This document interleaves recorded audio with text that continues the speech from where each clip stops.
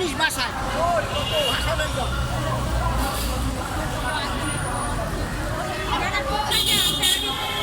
শুধু দর্শক, আমরা জাতীয় প্রেস ক্লাবের সামনে দেখতে পাচ্ছি এই বিশাল মানববন্ধনটি তারা করছে, এবং এই মানববন্ধনটা আমরা দেখতে পাচ্ছি শ্রম দিয়েছি দীর্ঘকাল, নিরাপদ হোক ভবিষ্যৎকাল, এই বিষয়ে তারা কথা বলছেন। আপনারা কী চাচ্ছেন? জাতীয় প্রেস ক্লাবের সামনে আপনারা এসেছেন, কোন কোন সংস্থার নাম বলেন, আপনার নাম বলেন, বলুন কী চান? আমি ডক্টর হামিদ আনোয়ার।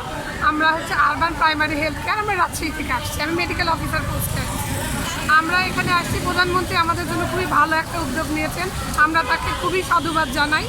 কিন্তু তিনি চাচ্ছেন যে আমাদের বিল্ডিংগুলো সরকারি করে সরকারিভাবে হস্তান্তর করে নিন, কিন্তু তিনি আমাদের জনবল সম্পর্কে বা আমাদের স্বাস্থ্যকর্মী সম্পর্কে এখনও কোনো কিছু বলেননি। আমরা চাচ্ছি যে বিল্ডিং সরকারি করার সাথে সাথে দক্ষ জনবলকেও তিনি যেন আমাদের এই উদ্যোগেই আমরা এখানে আসছি। এখানে কয়েকটা সংগঠন আপনাদের?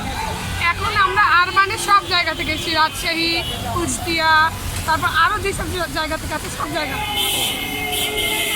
ঠিক আছে, আমরা প্রধানমন্ত্রী দৃষ্টি আকর্ষণ করছি, তিনি যেন এই অভিজ্ঞ কর্মদক্ষ মানুষকে মানবিক চোখে থাকেন, তিনি যেন আমাদেরকে বিল্ডিংয়ের সাথে সাথে সরকারি হিসেবে গ্রহণ করেন। আচ্ছা আচ্ছা, আপনাকে অনেক অনেক ধন্যবাদ।